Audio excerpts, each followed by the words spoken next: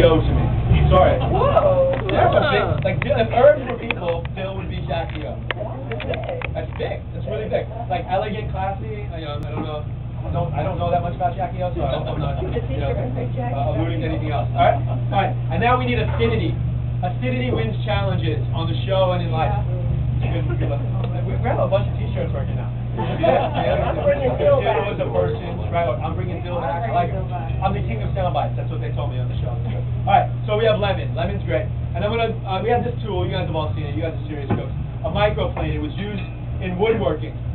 Santa's elves use this. Okay. And really, this is just for the aroma of the lemon. Can I get a little cut on that too? Sorry. And now we're gonna do. They're probably ready. Season them. Yeah, they're ready. Like season them, butter them up. Really, really nice. Right, and now a little bit of juice. The zest of the lemon is really for the aroma, and now the juice is for that acidity. And like everything is better with acidity. Fried shrimp on its own, or with a squirt of lemon. You know, the whole Red Lobster commercial. Sort of lemon, the salty lemon, the fried shrimp. Splash. You know, like I love that type of shot on TV.